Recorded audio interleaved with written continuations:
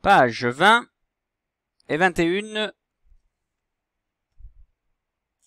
du fichier MathsCP. Il faut que vous ouvriez votre fichier aux pages 20 et 21, celle-ci. Ok. Ensuite, vous écrivez la date tout en haut de la page numéro 21, ici. Là. Vous la voyez, il y a un espace blanc pour écrire. Alors, on va zoomer, comme ça, vous pouvez bien voir comment on écrit la date d'aujourd'hui. On a changé de mois vendredi dernier, mais maintenant, on ne va pas changer tous les jours de mois. On reste au mois d'octobre, mais cette fois-ci, on n'est plus le premier comme vendredi. Déjà, on n'est plus vendredi, le week-end est déjà passé. On revient au premier jour de la nouvelle semaine, c'est-à-dire lundi.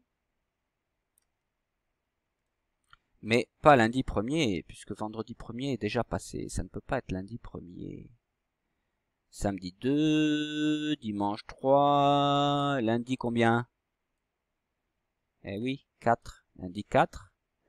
Septembre est terminé. Il reviendra en CE1, le septembre. Mais pour cette année de CP, plus de septembre il est passé. Fini le septembre. Fini le mois de septembre. On passe au 10e mois de l'année, le mois d'octobre. Alors vous avez vu, le B et le T montent. Mais ils ne montent pas aussi haut que le L, la limace. Ok, ici.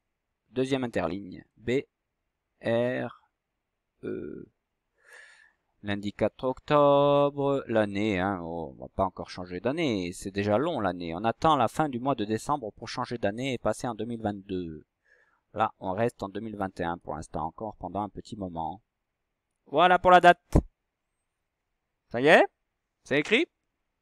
Si ce n'est pas encore écrit, vous pouvez appuyer sur pause dans la vidéo, le temps d'écrire la date en haut de la page. Page combien déjà? En haut de la page 21. Et on commence par la page 20. Oh, la page 20, c'est facile. Hein. Il n'y a quasiment rien à faire, juste à écouter la leçon. Résoudre des problèmes avec ajout, ça veut dire la flèche vers le bas, on ajoute, on met en plus, et retrait. Retrait, on retire, on enlève. Et quand on retire, on fait un retrait, comme ça, la flèche vers le haut, ça veut dire qu'on prend, on retire. Donc, quand on ajoute des jetons, il y en a plus forcément après. Au départ, j'ai 3 jetons. Là, 1, 2, 3. Et j'en ajoute, ça tombe là. J'en ajoute 2 en plus dans l'assiette.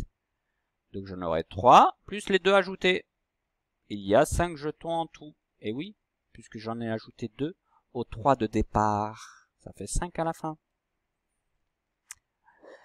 Par contre, quand on retire des jetons, c'est le fonctionnement inverse. On enlève. Il y en a moins à la fin, forcément. Au départ, j'en ai 9.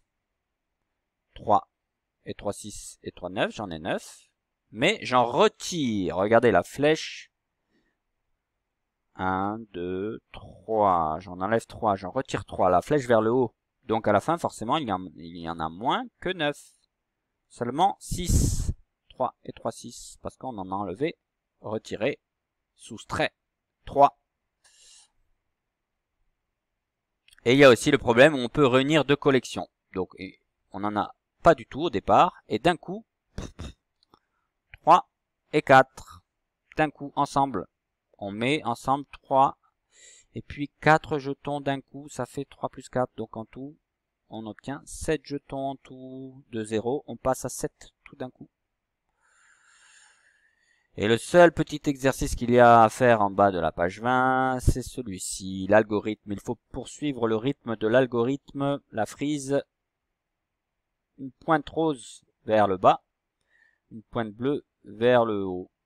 Rose vers le bas, pointe bleue vers le haut. Donc ici, pointe rose vers le bas, bleu vers le haut, rose vers le bas. Et on finit avec une petite pointe bleue au crayon de couleur bleu vers le haut.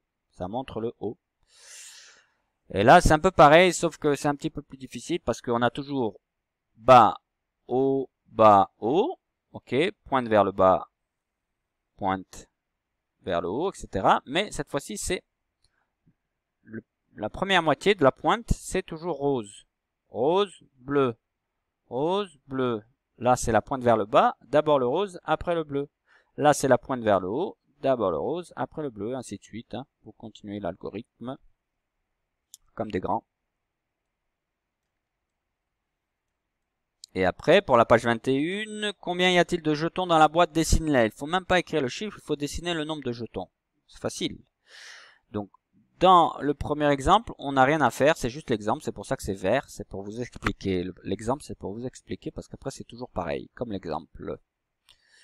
Vous avez deux petits jetons bleus, et la flèche vers le bas, ça veut dire on ajoute, ça tombe. Donc, on en aura plus que deux. On en aura deux, et un qui est tombé en plus qu'on a ajouté. Ça fait combien? Eh oui, 3. Les deux de départ, plus le petit jeton qu'on a ajouté. Donc ici, ce ne sont que des ajouts, parce que regardez, il n'y a que la flèche vers le bas, ça ne fait que tomber en plus. On rajoute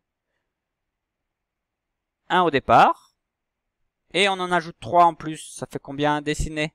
Facile, hein? 4 au départ, et on en ajoute 2. Dessiner combien ça fait? À la fin. Dans les deux assiettes. Et là, dans l'exercice numéro 2, eh bien, c'est l'inverse qu'il faut faire. Regardez la flèche vers le haut, ça veut dire qu'on retire, on enlève, on soustrait. On se serre comme ça. Et on enlève. Donc, à la fin, il y en a moins. Regardez dans l'exemple. 3 de départ, 3 jetons bleus de départ, moins 1 qu'on enlève, ça fait seulement 2. Il y en a un qui a disparu. Hop, on en a enlevé un. Pareil ici. 4 jetons bleus au départ. Ensuite, on en retire, on en enlève, on en soustrait 2. Combien reste-t-il? À vous de dessiner combien il en reste à la fin. Pareil là aussi, 5 de départ, nous en enlevons 3. Combien en reste-t-il à la fin? À vous de les dessiner. Et à la fin, ici, le dernier des chiffres. Parce qu'après, quand on passe à 10, c'est avec le 1 et le 0. On utilise tous les chiffres. Le dernier des chiffres à écrire, le plus grand des chiffres. Parce qu'après, on passe au nombre. Ici, 9, qui regarde vers là, vers ce côté-là. 9, il regarde vers là. Voilà, écrivez-le au crayon à papier, à l'endroit. 9 comme les 9 points des dés. Les 9 doigts en l'air, sauf le petit doigt ici, qui est baissé. Sinon, ça fait 10. Allez, écrivez la ligne 2, chiffre 9, et après, vous avez terminé.